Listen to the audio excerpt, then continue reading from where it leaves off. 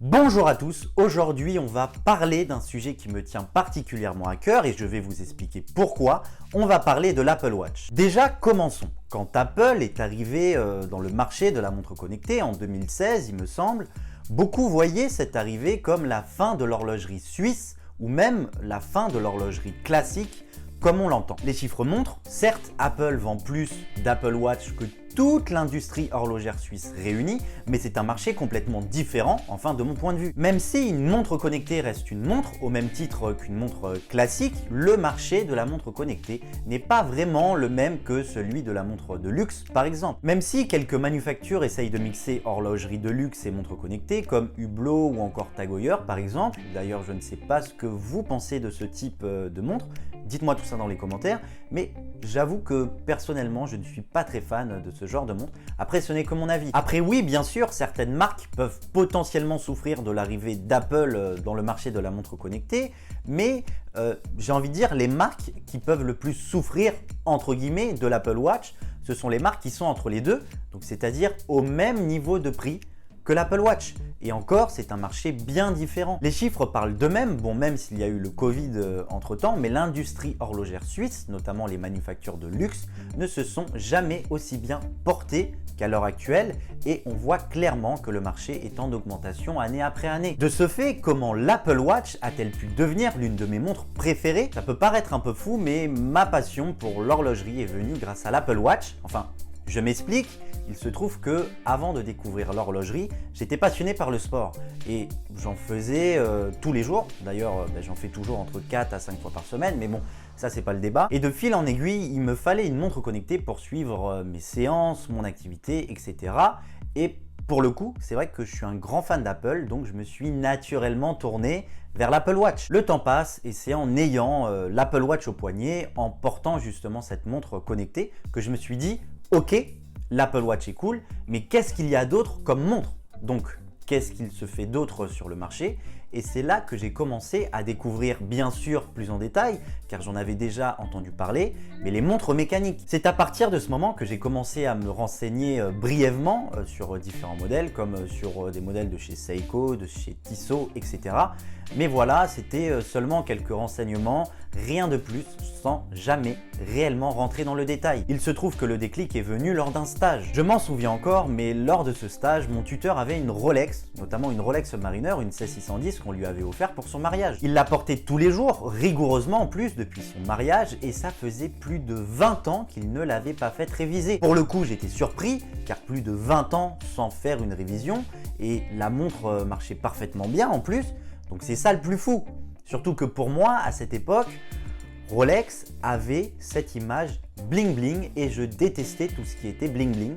Donc je détestais la marque à la couronne. Dans ma tête, les montres Rolex étaient les montres avec beaucoup de diamants que l'on porte juste pour se la raconter. Mais bon, je ne connaissais pas encore la marque, c'est pour ça. C'est à partir de ce moment qu'il a commencé à me parler de la marque, à me raconter l'histoire Rolex et aussi à me raconter son histoire qu'il avait eue avec sa montre, ses moments de joie, de tristesse, de doute, d'angoisse, enfin... C'était quand même quelque chose de très personnel qu'il partageait avec sa montre. Au début, je ne comprenais pas trop ce qu'il me racontait, car c'est vrai que pour moi, une montre à l'époque servait seulement à lire l'heure.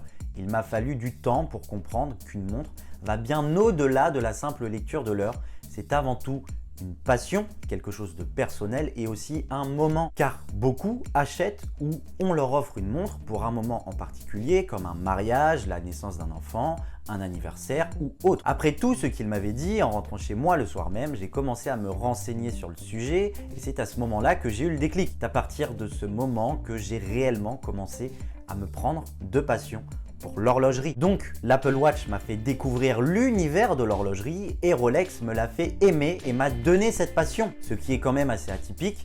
Mais je pense que ça se fait de plus en plus car d'ailleurs j'ai rencontré pas mal de personnes de mon âge qui comme moi ont découvert l'horlogerie avec l'Apple Watch ou avec différentes montres connectées. C'est vrai que comme elle m'a fait découvrir le monde de l'horlogerie, l'Apple Watch fait partie de mes montres préférées. Et pour le coup, j'ai du mal à m'en séparer à des moments donnés, je l'avoue. Elle m'a fait découvrir le monde de l'horlogerie, mais comment a-t-elle pu réellement devenir l'une de mes montres préférées? Voici quelques avantages que je pourrais donner à l'Apple Watch. Le premier, c'est pour le sport, je trouve ça très utile et c'est vrai que j'ai acheté l'Apple Watch pour Le sport avant tout, comme je fais du sport quand même assez régulièrement. Avant l'horlogerie, le sport était ma première passion. Avoir une montre connectée pour faire du sport, c'est vraiment bien. Après, un second point, c'est pour la santé, pour son rythme cardiaque. Aussi, quelque chose d'assez futile, mais c'est pour les appels et les messages. Par exemple, mon téléphone est toujours en silencieux. Donc, c'est-à-dire que quand on m'appelle ou quand je reçois un message, mon téléphone ne sonne pas, mais ma montre, mais l'Apple Watch vibre très légèrement et c'est à ce moment-là que je sais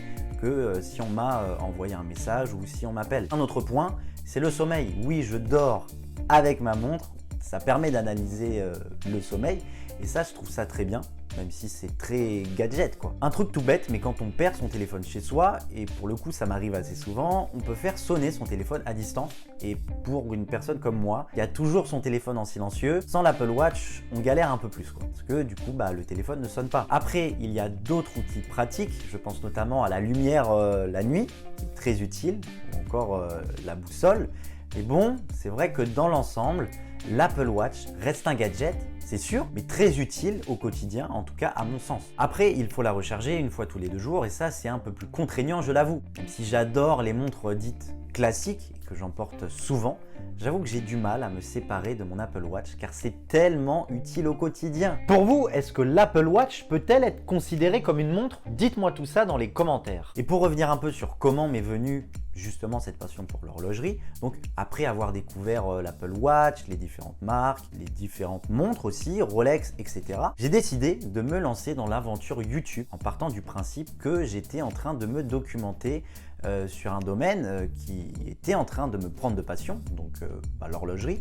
Et quoi de mieux pour apprendre que de retransmettre ce que l'on a appris. Et c'est comme ça que je me suis lancé sur YouTube. Jamais je n'aurais cru que ma chaîne prendrait autant d'ampleur un jour et je tenais à vous en remercier particulièrement. Merci à vous de regarder mes vidéos, de les suivre. C'est vraiment très cool. D'ailleurs, d'autres concepts arrivent et je pense que ça va vous plaire. Merci à mon sponsor aussi qui est Chronex, qui est là quand même depuis pas mal de temps et qui me suit au fur et à mesure des vidéos. Et c'est vrai que sans eux, jamais je n'aurais pu avoir accès à autant de montres que maintenant, car ils m'ont quand même mis à disposition pas mal de modèles afin de vous les présenter en vidéo. Et ça, c'est super cool. Surtout que ça me permet d'avoir mes plans vidéo que je filme moi-même. Ça me permet aussi de vous présenter les montres directement. Donc, n'hésitez pas à aller checker leur site internet. Ils ont plus de 7000 références de montres et c'est un site très sérieux. Je vous mets le lien du site dans la description. Surtout qu'en ce moment, avec le code de parrainage Clément Spécial en majuscule, votre réduction est doublée. Ça peut être très intéressant. Merci d'avoir regardé cette vidéo. N'hésitez pas à cliquer sur la playlist qui s'affiche pour en découvrir davantage. Et moi, je vous dis à tout de suite.